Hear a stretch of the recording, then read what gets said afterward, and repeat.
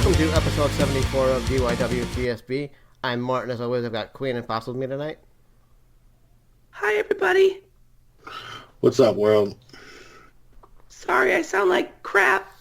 It's not your fault, Queenie. You've had a pretty crazy weekend, and it's like you Pops and I were discussing. It's pretty well documented that you aren't feeling that well in the last couple of days. So Very true. I have a fever and probably a sinus infection, but I'm here, so there's that. Well, there was a lot of wrestling this week. I don't know if I know that Queen watched some of it. I don't know what you did, Mort. You weren't around. I watched a lot of it. The only thing I really didn't watch was NXT Cardiff. I have not watched it at all. I haven't had time, actually, but I heard it's an excellent card, so Yeah. I'm definitely going to go back and watch it. Same. I haven't seen it either. But I guess what we all did see was All Out, right? We all saw All Out? Yep, I Sure did. saw it live Saturday night, and I actually rewatched it today to make sure I didn't miss anything.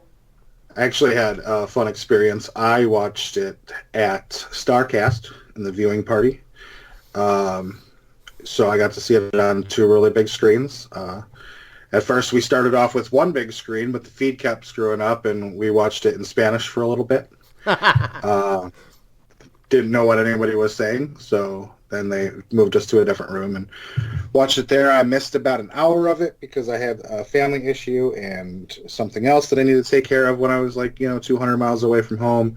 But I was able to catch up with it actually this afternoon so that I would be ready for today. So, are you looking for the newest and hottest in the world of pro wrestling? Then check out the amazing action on Powerslam.tv, the biggest indie pro wrestling channel in the world. Get over 6,000 hours of the best events from over 150 of your favorite promotions from 20 different countries around the globe. Brands like Progress Wrestling, Evolve Wrestling, Combat Zone, Defy, PCW Ultra, PWX, Over the Top, Shine, and hundreds of others with fresh content added every day for only $5.99 per month. Get your free trial today at Powerslam.tv. Queen, give me your highs of All Out. Well, I was actually there, which was great. I had awesome seats, really cool view, which was great. My highs of All Out was the Cody versus Shawn Spears match, Kenny versus Pac, the ladder match of the Young Bucks versus the Lucha Brothers, and seeing a couple of the women that came out in the Casino Battle Royale was pretty awesome, like Mercedes Martinez and Sadie Gibbs put on an excellent showing. Britt Baker attacking Bea Priestley in that feud that got set up, and seeing Teal Piper was pretty darn cool. There were some other things that I liked. Of course, the Cracker Barrel Clash was one of my favorite matches of the night. Those would be pretty much my highs, other than seeing Kenny Omega wrestle live for the first time. Yeah, I'm totally not jealous at all. What were your highs?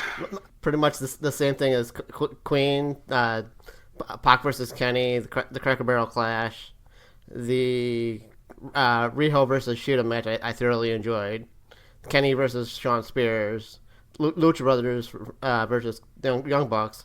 I enjoyed the AEW World Title match, but my ultimate high of All Out was Arn Anderson's Spinebuster.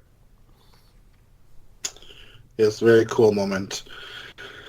My highs, and it's funny because one of my highs is also I popped hard when Mercedes, I was like, fuck yes, but I loved Cody versus Shawn. Mm-hmm. I loved the world title match between Jericho and Hangman Page, but my high, surprisingly, was the tag team ladder match.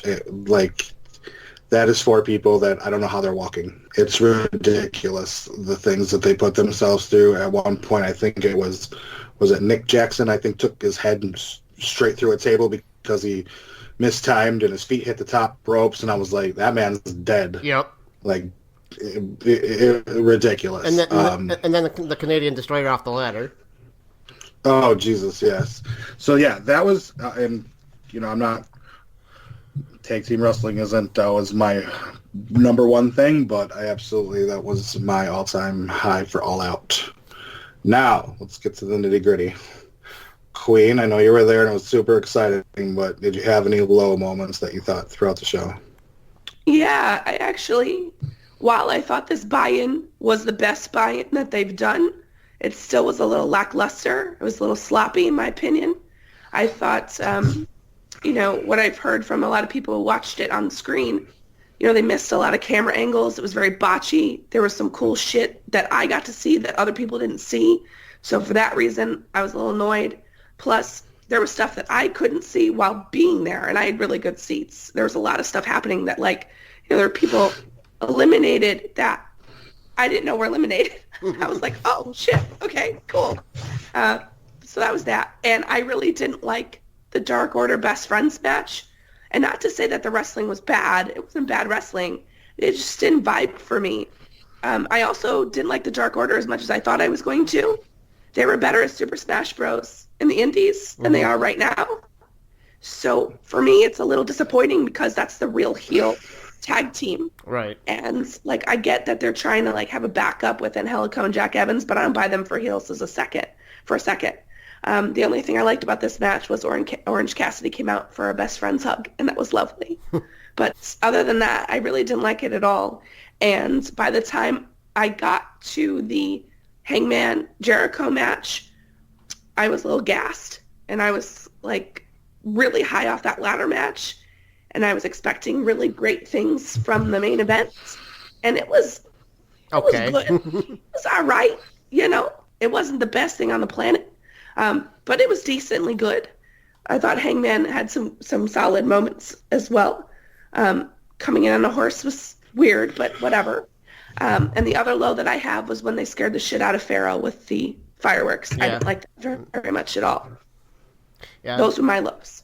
I completely agree with you there, Queenie. As far as the fireworks and Pharaoh, with a dog that close, you don't have a dog that close to fireworks because they're gonna freak out, especially a husky. I grew up around huskies. They're extremely sensitive to sound. You don't do that. Yeah, and I know he said the pyro wasn't supposed to go off at that time and mistakes happen. That I get it, but I don't understand why he had to be there in the first place. It's just not a conducive environment. Right. And I didn't really think that was very nice to do to the poor dog. And I know Tony Khan came out and said that's never happening again, which is good, but I didn't like that. I felt bad for him. All right, Mort, what are your lows? For me, the low of the night, other than Pharaoh getting messed with, was the Casino Royale match. Like Queen already addressed, there were spots that were clearly missed, and overall, I just didn't like the way it flowed. The best part for me from that match was Mercedes Martinez coming out. Other than that, I wasn't a fan. And I'm gonna follow Queen here. I kind of was meh with the Dark Order Best Friends match as well. So, they're better as Super Smash Bros. Man, lows. I only had 2 lows of the whole night. One, I thought the pay-per-view was way too long. Everyone knows I enjoy the very short pay-per-views that I've been getting from AEW, so having a 5+ hour marathon, including pre-show, was oh, God, I got to do this in 2 weeks for WWE. And my other low was the Kenny Omega losing. I actually had a very long conversation after the show while we were waiting for Janela-Palooza to start with good friend of the show, Steve Tatai and Vince Evans and a couple other random fans that are out there. And Steve made a really good point about Kenny Omega. Kenny Omega is right now the best wrestler in the world. Even as not a big Kenny fan, I can even admit he puts on the best matches. When they say he's the Vincent Van Gogh of wrestling, he is. Mm-hmm. But that's in Japan. And yes, he's having good matches in the States. But if we're marketing him to new fans in the United States, we can't have him continuously losing. Because he's going to sour with American fans very fast. New American fans very fast. Also, let's look at his record. He's 1-2 in AEW, correct? I think so. I believe he beat Shima. But then who did he lose to? He lost to Jericho. Okay, Jericho's the new champion. And then he also lost to Pac. Both of which, a few short years ago, we saw on our TVs in America with the WWE. So in a very short time, he has lost 2 times to former WWE performers. Right. On United States television. And that is not a good way. Kenny Omega should not have... He should just have probably gone the rest of the year winning. And then just... whatever. I mean, and I hate undefeated streaks, but I think that Steve is right. He should have just went on this winning streak and shown everybody why he's the best bout machine. You can put on good wrestling matches all you want, but if you're losing them, it doesn't matter. And that was a low for me. Yeah, I can see that. The only reason why I can see I can be okay with this Kenny Omega loss is the fact that he didn't tap. It was a referee stoppage because he passed out. Okay, and that's fair, but it's also safe to assume that Mox would have beat him, and I don't think Mox would have made him pass out. True. Switch them out, you still have him being beat by 2 former WWE guys, and I don't know. It's in my head, it makes sense, but that was my other low because I really want to see Kenny win. Go ahead. Can I tag it? Yeah. Mm-hmm. While I agree with that, I think the only thing that I was thinking of is when Kenny was facing Okada in all of these amazing matches, and he was continuously losing, the chase for Kenny is better than title Kenny. His title reign in New Japan wasn't what I think a lot of us as Kenny fans really were hoping for. And that had a lot to do with other things, right? And I'm thinking, right, I don't know this, but it's my thought process is they're kind of booking him this way. So when we roll to TV, he's going to have this enormous chase and give what you said that you wanted, how you put it for the fans, for Kenny to see what he's really made of on TV, so they can understand kind of like what we know from New Japan and how it's going to translate here. I'm thinking that may be where they're trying to go, but I too didn't really like that he passed out to Pac. There could be other storylines at play, and I'm really hoping that they give him what you were talking about, because otherwise then it's a wasteful thing. Because he's the best bout machine, and he does. Right. He can put on these classics, and I feel like, if they give him that chase run on TV, it's going to be epic. Right, and I hope that that's the case. My thing is, I think Tony Khan over the weekend explained why wins and losses matter now, and I have to go back and watch that interview. But like having him chase, but right now, to me, he's not even a contender. Do you know what I mean? No, I understand that. So, I think he's going to have to build to the chase, right? Right. So yeah. I'm hoping that's what we get to fulfill what you were talking about, because otherwise it'd be really disappointing. Right. Then the other. Oh, sorry. Go ahead. Sorry. What I see is initially Adam Page chasing Jericho while they're rebuilding Kenny for the American fans. I think Hangman's going to have something with Pac. They've reignited that feud in the backstage interviews. True. So I think they're going to have something with that. Kenny is facing Mox at Full Gear. So we're finally going to get that match. So I'm assuming once TV begins, we're going to get that happening, since we were supposed to get it now. But I think Pops is right. If Mox was there, I think he would have lost still, to build towards this pay-per-view, I think. But it's hard. It's hard to say. And the other thing, to me, I think that Full Gear, I just think it's too soon for a pay-per-view. I thought these guys said they were going to do 4 a year. Now they're doing one a month or 2 months apart. A month after their 4 weeks of TV, they're going to have a pay-per-view, which I think is too soon. And, I totally understanding and agree with and like your point of view on Kenny being in the chase is a lot better. But if we have too much Kenny on TV, is that gonna kind of take some of the shine away? It's potential. It's potentially you know possible. What I mean? Yeah, it's possible. Depends on how they're going to book their 2 hours. And to your point about the pay-per-views, if you take out Fyter Fest and add in Full Gear, we'll be at 4 for this year. And I don't think after Full Gear we'll get another one because we have Double or Nothing, Fight for the Fallen, All Out, Full Gear, and I think that would be the 4. If they did one in December, I would be like, nah, that's too much. I'm hoping they hold off until the new year. Right. Because if we've got, at least in my opinion, if we've got 2 companies, whether they're fully competing or not in the States, if we have 2 companies doing a pay-per-view a month, they're going to be perceived as competing, and I don't know if the wrestling fan base can sustain that currently. Well, I think we talked about what we would fix already, so I think we can put All Out to bed. I thought it was a great show, and I know that I complained that it was like a 5-hour marathon, a little bit longer than 5 hours, but in reality, it didn't seem like it was that long watching it. So it's a complaint and a compliment. Like, hey, I really hate that you gave me 5.5 hours, basically, but it wasn't so bad because it didn't feel like it. Overall, it was good wrestling. Even the lows were still decent wrestling. It wasn't like we are going to be talking about some other stuff where it's like, whoa, Yeah, it wasn't. I mean, I guess if I sat down with a fine-tooth comb, I could nitpick, but then at that point, it's just me being an asshole. Because that was a good show, and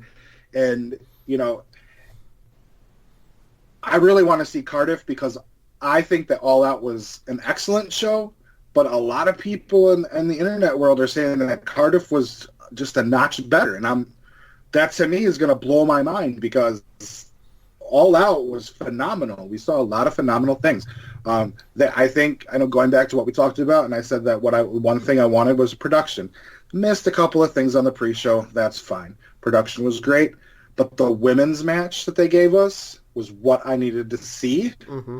But the ending, like that crappy effing roll up to win was like, I think I texted you right away like that pin sucked. That was like not what needed to end that match. I know. But again, nitpicking, whatever. So that's all I have for All Out. That puts an end to All Out.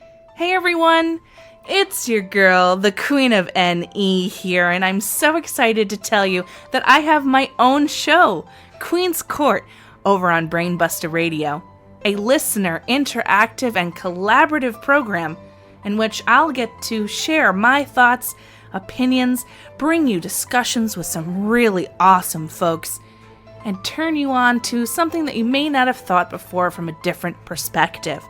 You'll also get to hold court with Queen, in which you can send me questions on Twitter or to my email, and we'll discuss what you want to talk about.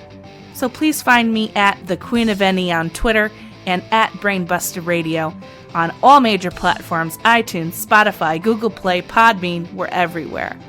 And I can't wait to see you there.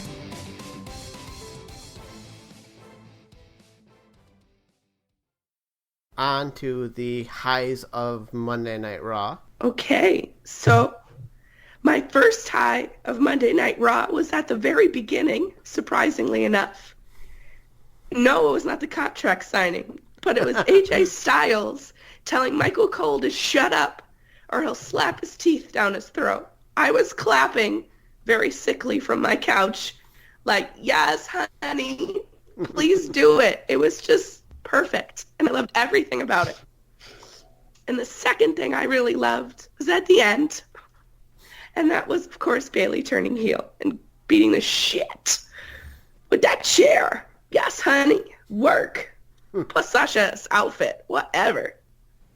Those are my two highs. My high was also AJ, but not so much for calling out Cole, but more so calling out the fact that Braun is getting a title shot for merely looking at Seth Rollins' title and basically telling the Gallows and Anderson to not look at his title so they can't get title shots against him. And And I also the other high for me was also Bailey, but I think I have a different take on Bailey than a lot of people do. While I enjoyed her beating the hell out of Becky, I don't see it as a full heel turn, especially with the explanation from SmackDown. I see it more as I'm loyal to Sasha, but I enjoyed it, and also Firefly Funhouse. Yeah, I think that it's plain and simple to see that the three of us are friends this week, because I enjoyed the crashing of the contract signing simply because I hate contract signings. But I'm going to add another one. Sasha's promo on Becky when she came out the first time was exactly what I needed from her. Mm-hmm. It like got a lot more points back that she lost last week.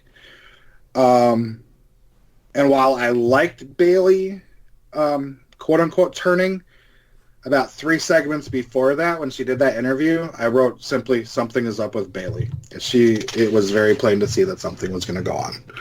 So that it's a high, but not quite a high. All right, on to the lows of Monday Night Raw.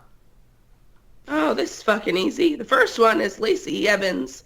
Why the fuck are you on my screen versus Natty? That was fucking terrible. Please send her back somewhere else, like to the Performance Center, to learn how to wrestle so she doesn't hurt anybody, including herself. The second thing that I didn't like, and I'm tired of fucking seeing this shit, are the Viking Raiders versus Jobbers for the 1500th time. I don't understand why we're doing this bullshit. But then again, I have no faith in the tag team department of this fucking stupid-ass promotion right now. So there's that. I'm angry. Mort. Also going to continue to echo Queen, the Lacey versus Natty match was horrible. Lacey should not be on the main roster. Like we said last week, she's going to eventually hurt somebody or herself. And the Viking Raiders, to me, it feels like they're being screwed with by booking, because us as fans shat on the Viking experience as a name.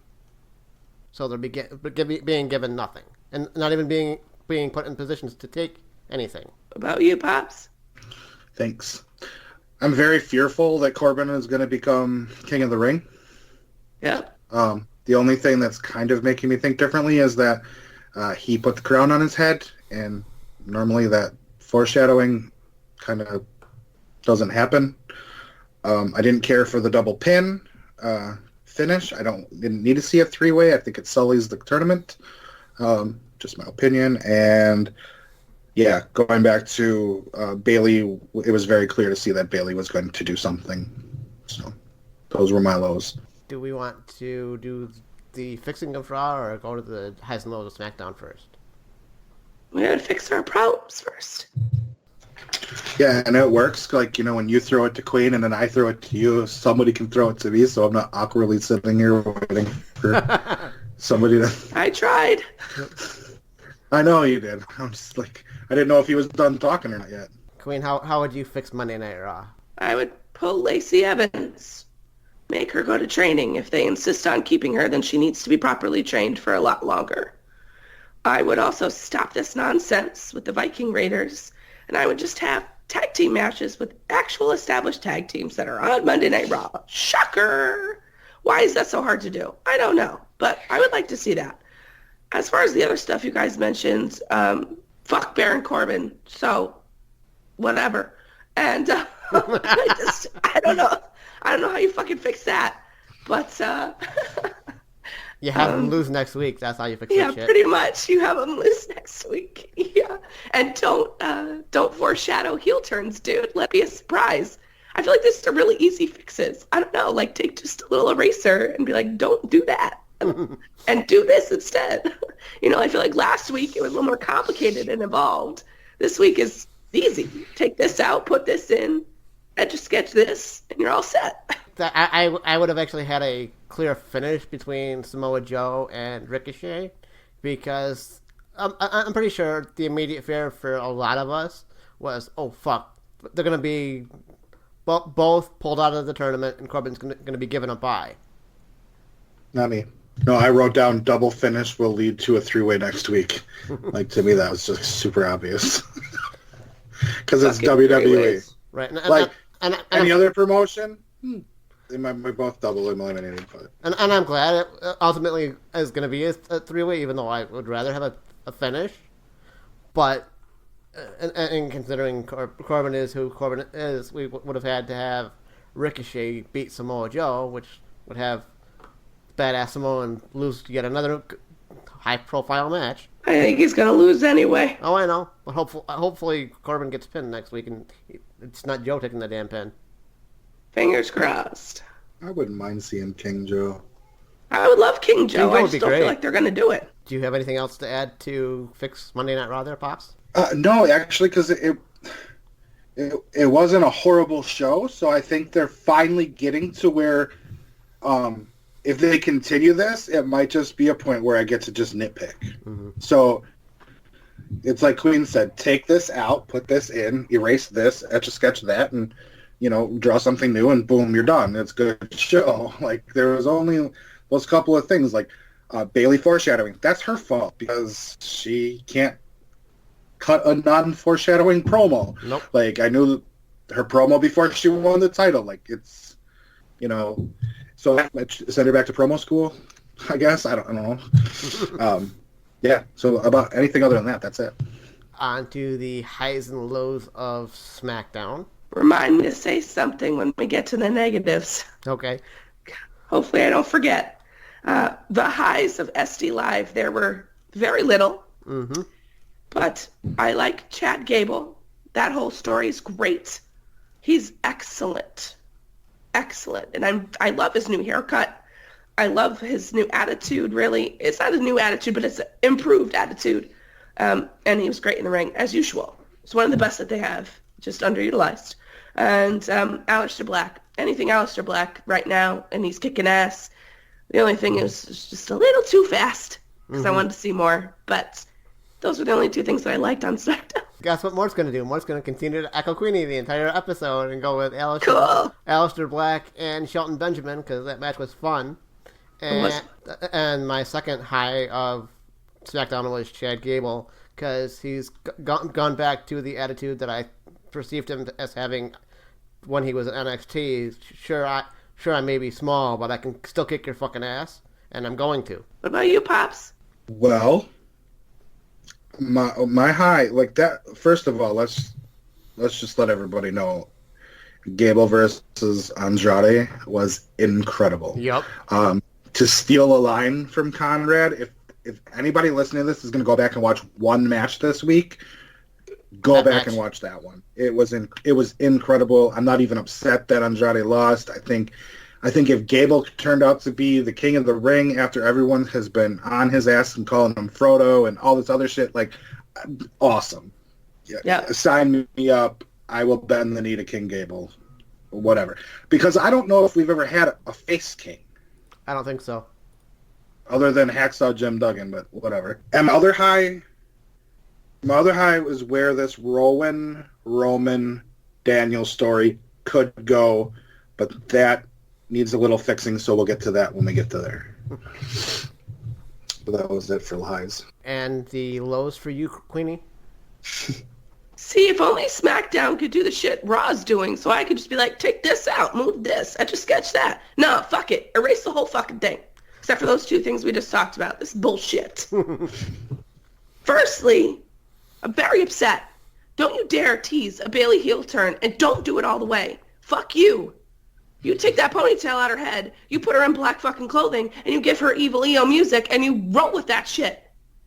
Don't tease no half-ass tweener bullshit. You either go or you don't. Garbage. I'm gonna lose my voice. I don't fucking care. It's already gone. Mad.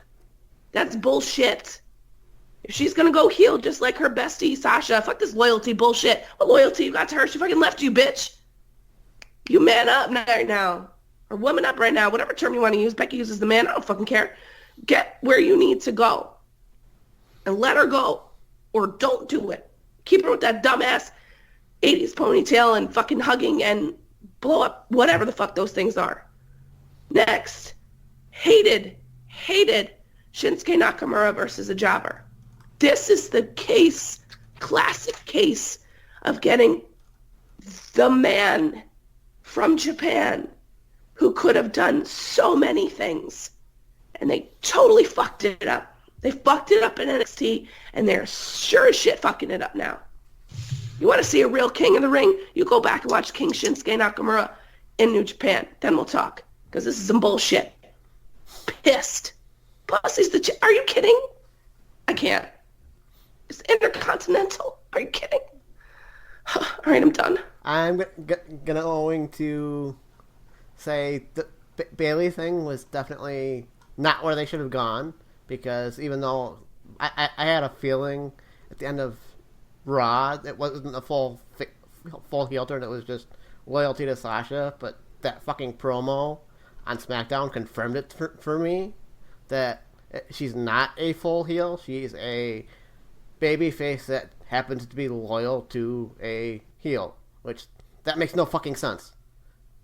Go full fucking heel with Bailey. And I was really not a fan of Randy Orton this week. Okay, real quick, and I'm not arguing you're low, but Randy Orton is on fire right now. Like, it's crazy. This is his time to take off. Like, do they have that little of confidence in Kofi right now? Like, that's a question. Like, I don't get it. I guess he's my low because I'm bored of Orton. I like the pairing of Orton and the Revival, but I'm just tired of Orton. He's been a part-timer. I only give a shit when I want to give a shit. So I don't give a shit about him. Like, I get that, but I'm just saying, like, normally, like, this is his vacation time, and he's on his shit right now. So I don't know. I don't know how to feel about it. I'm confused. How about you, Pops? Okay. Well, I have a few. The Bailey thing is very confusing. I don't like it. I think it's dumb.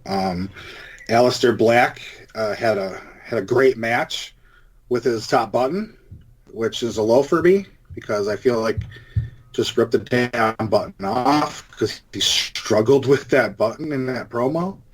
It didn't look good. And the other thing is Bliss Cross. Why are champions losing clean? I don't get it. Got to set up challengers. I mean, and I know you hate how that happens. Yeah, it's dumb. And honestly, I had a fear of Monday night with Bliss and Alexa losing to Bailey and Becky on Monday, because normally when they stick two singles title champions versus the tag title champions fucking lose, even though they fucking shouldn't, because they're an actual team. Right. Well, luckily that didn't happen. We got a shitty, half-assed, maybe not really Bailey heel turn. A tweener turn. Hashtag tweener turn. All right, guys, how do we fix it? Either she's going to turn heel or she's not. And if you're going to turn her heel and she wants to be fucking quote-unquote loyal to Sasha, she'd be like, all right, bitch, you took a break. I should have done the same thing. I should know my worth, too. Fuck that. Yeah, I should have done that. Now I didn't, but now I'm joining your side. You're totally right. Do that whole storyline. It would have made so much more sense. Change her. Do something. Or, like, leave her alone and let her keep doing what she's doing and drowning in the ocean. I don't know. They need to really commit to that. Mm-hmm. You can't give us the chair beating and that beautiful little smirk she gave Sasha. It was awesome. And then just to be like, well, you know, blah, blah. Bitch, come on. Own your shit. But maybe she can't. I don't know. Maybe she doesn't want to be healed. I don't know what to tell you. And it's not for everybody. Those promos are not easy. No. And as far as Shinsuke, I don't know if it can be fixed. Because they don't want to fix it. Because they could have fixed it ages ago. And they haven't. I just would put him in matches with people that are going to go for the title and leave it alone. But I don't know. That's just me. I would also fuck this babyface Bailey and just go full on heel. And the thing that tweaked with me is Charlotte got one up on the supposedly new heel Bailey on Tuesday, because Charlotte attacked first after Sasha showed up. It shouldn't have gone down like that. That to me solidified that gullible babyface Bailey, sure, she may have an edge now because she's still friends with a heel, but she's still going to lose to full-blown heels. Yeah. What about you, Pops? How would you fix your issues? Yeah, I would go full-blown with this Bailey thing. I mean, she came out and, and she said what she said, which was really stupid. But, she did end up, laying out Charlotte with a chair and then handing the chair to Sasha. I don't know. I don't know where they're going with it, other than the fact that Clash of the Champions is in Charlotte, and Charlotte's going to get cheered, so maybe they made Bailey a heel for that reason. I don't know. The only other thing, this Rowan situation, I think this can be I think it go from a shit show to a good show, because I've seen the stupid video of that crap falling on Roman like a million times, and Rowan was on the side that everything fell to. Okay? Mm-hmm. So he didn't push it. Well, now we know that Daniel isn't part of that. So why can't Luke Harper be the guy that pushed it? Mm-hmm. Now, if they bring in Luke Harper and just let them be Luke and Rowan or whatever, or Harper, or whatever they want to call themselves other than Bludgeon Brothers or Wyatt family, just let them be two dominant monsters, I'll be happy. Because Harper is a better promo than Rowan. I didn't know how to feel about the Rowan promo, but yeah, if we can add Harper to that mix, I think it can save this shit show. I saw a tweet earlier today that AEW had a whodunit storyline for 2 days, and it was already more interesting than this one that's been going on for a couple months. And it's true. I don't know. They got to do something. But other than that, I mean, if Vince tore up an original show and wrote this show, he should have torn this one up and wrote another one. Do you guys have any closing thoughts? I just want to go to bed. It's been a lot. You guys, it's been a wild past few days. That's all I got to say. Fucking crazy. I bet. Awesome for the most part. Some shitty parts, but mostly great. My closing thoughts would be, good night, cruel world. See you next week. My closing thought is, when you sign up for powerslam.tv, use our code DYWTSB for a free month. Talk to you all next week.